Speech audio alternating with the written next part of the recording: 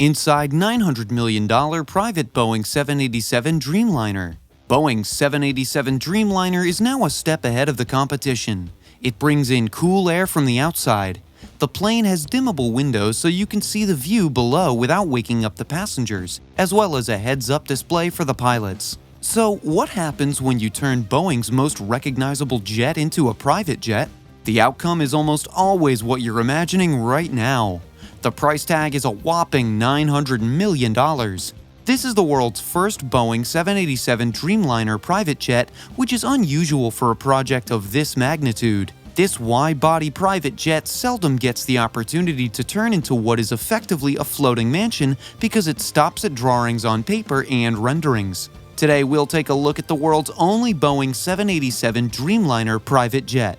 Boeing designed the Dreamliner as a lower-cost, longer-range, long-haul competitor to superjets like the Airbus A380 and Boeing 747. It's even safer for the atmosphere, consuming 20% less fuel than other planes with comparable size and features. Boeing built 975 of the 787 Dreamliners as demand for them increased, and only one of them is available for private charter.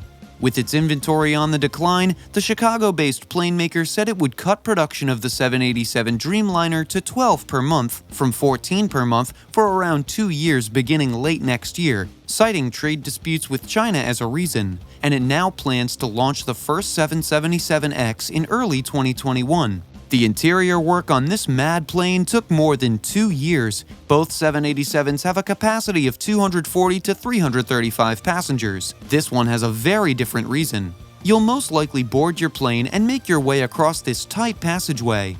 Apart from the entrance, the only interior feature shared with the commercial 787 jets is the seat. The 787 has been stripped of all it once was and completely renovated to incorporate market-leading technology advancements. But it has retained some of the most innovative features, such as the dimmable windows that we'll see as we take a tour of the aircraft. The spacious lobby greets you as you walk in. The main lounge is reached through a dark wood-paneled hallway. With its lazy-boy armchairs, sofas, and beanbags, this lounge can accommodate up to 16 passengers. It has luxurious cream leather chairs and relaxing chaise lounges. There are 3 widescreen TVs in this room, not 1 or 2.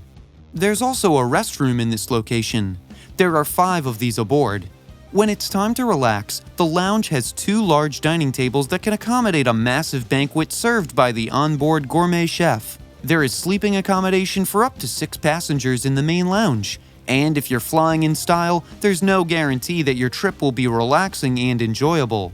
After all, you're flying at a high speed thousands of feet in the air.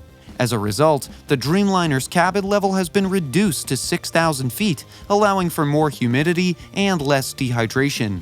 This reduces jet lag, and the flight's 9,800 nautical mile range allows it to travel for 17 hours without landing. It's a function that you, as the owner, desperately need. When you want to relax, you don't have to share the lounge. No, you'll get your own private master bedroom with a soothing neutral paint scheme. It has a colossal California king-sized bed that Eddie can actually sleep in.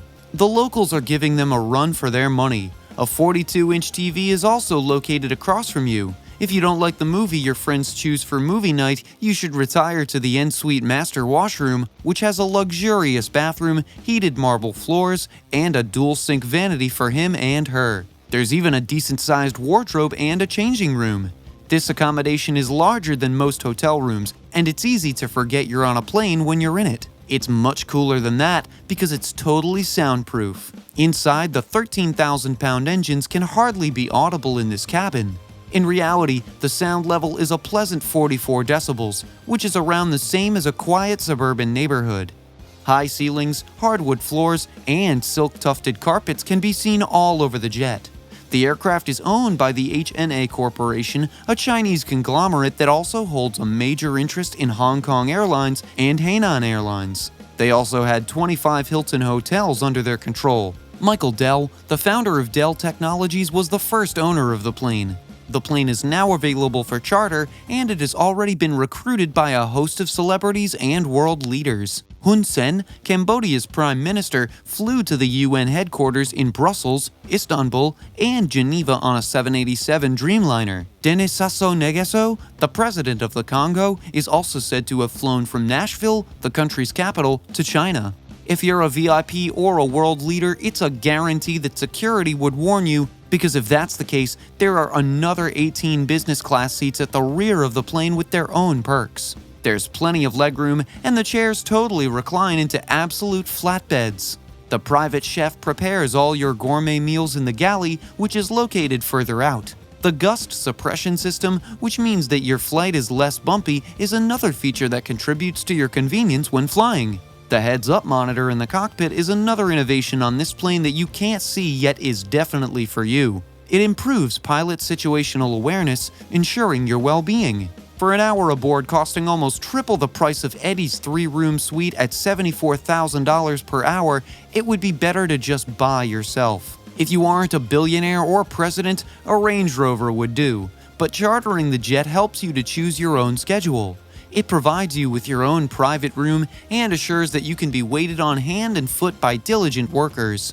If you can't decide where to go first, they will also supply you with dream journey itineraries. For example, you could fly the 787 from Hong Kong to Tahiti and stay in the St. Regis Bora Bora's presidential suite for a week. Alternatively, you can stay at the Waldorf Astoria's Trianon Palace Versailles in Paris for 4 weeks, which includes some touristy experiences and reservations at high-end restaurants. All of this is included in the airfare, so we're also talking about a $74,000 per hour rate.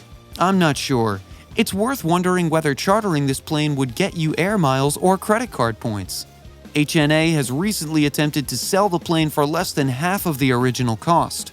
Due to pressure from Beijing, the company has decided to sell off the rest of its holdings. Their investment in foreign business is valued at more than $50 billion. They haven't yet been successful. Since selling luxury jets is a difficult task, billionaires and politicians also purchase their own custom fittings. To introduce new interiors to an already furnished jet, you'll have to pay to demolish the old ones. The Boeing 787 usually costs $232 million, with custom interiors costing a couple $100 million extra.